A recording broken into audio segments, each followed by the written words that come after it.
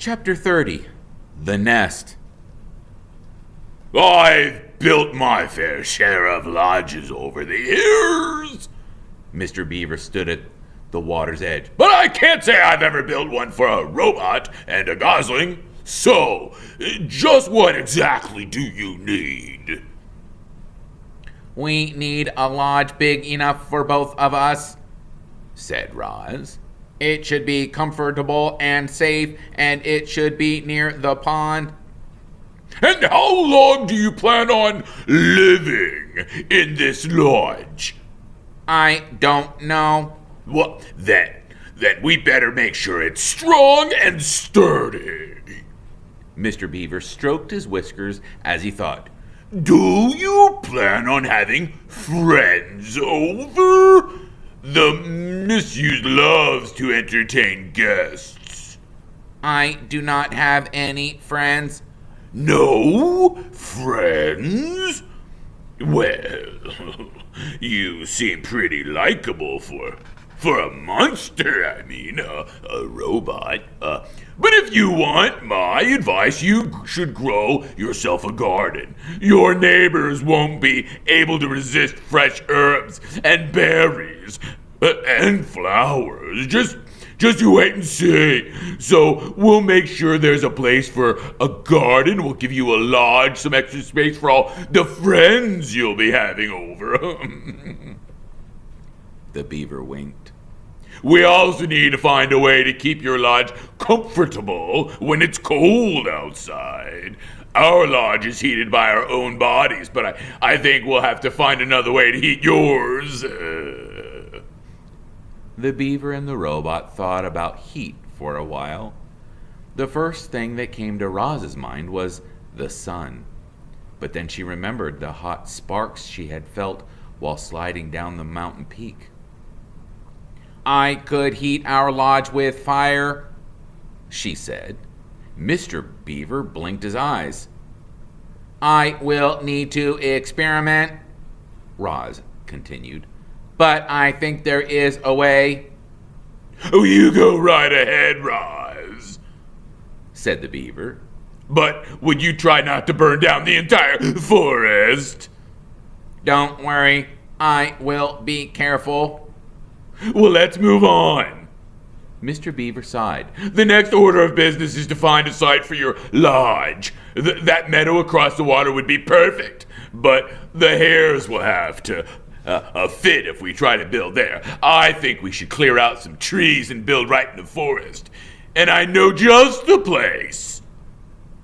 The beaver took them along the water and up to a dense section of the forest that jutted into the pond. It'll need some work, said Mr. Beaver, trudging through the thick weeds.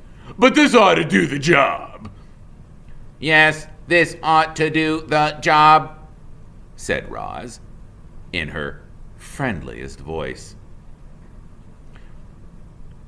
Job, said Bright Bill. Mr. Beaver was incredibly skilled at taking down trees, but even he couldn't keep up with Roz's powerful chopping hands, so he let the robot do the hard work. He pointed out the trees and the shrubs she needed to go, and Roz started hacking away. By sunset, they were standing in a newly cleared site, and they had more than enough wood to build the lodge.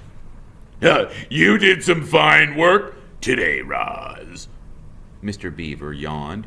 I'll be returning in the morning, and we'll pick up right where we left off.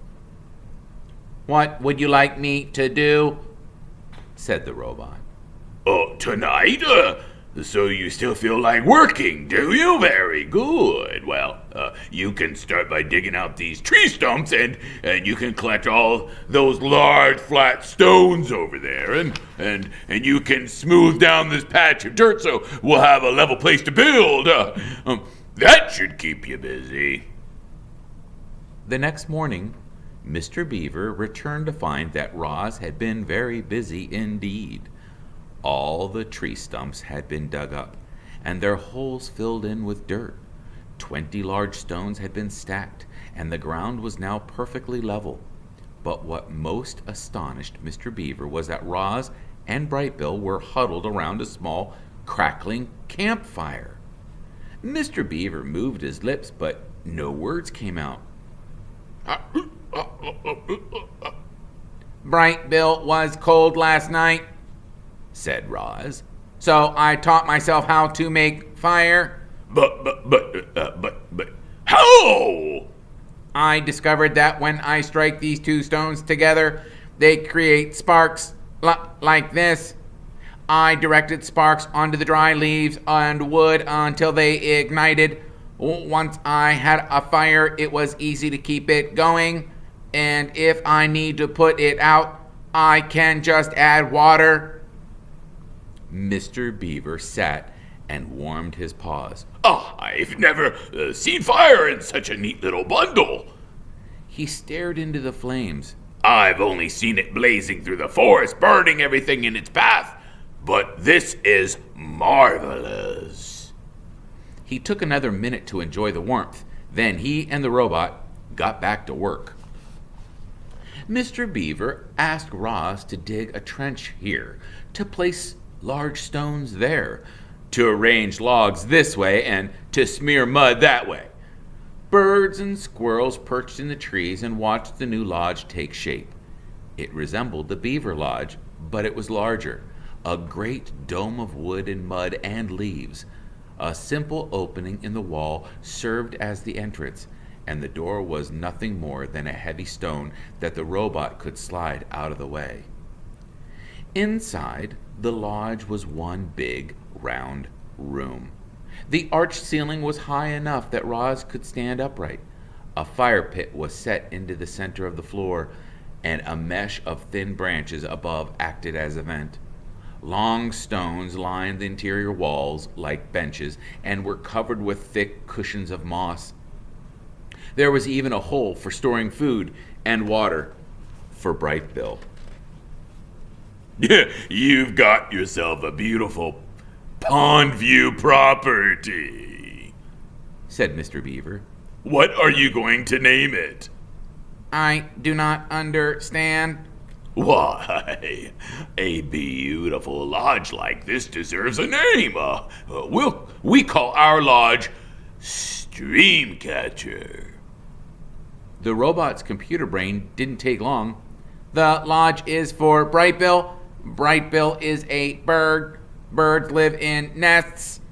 We could call this lodge the Nest. Huzzah! Squeaked the beaver. The Nest is fine name for your lodge. Nest. Nest, laughed Bright Bill. They stood outside the nest and admired their handiwork until Mr. Beaver's belly began to grumble. That sounds means it's time for me to get dinner. Thank you very much for your help, said Roz. We could not have done this without you. You're quite welcome, said Mr. Beaver, smiling. For your garden, you'll want to speak with Tawny, the doe who lives over the hill. She'll know just what to do. And now if you will excuse me, I have to hurry home before Patter eats all the best leaves. Enjoy your first night in the nest.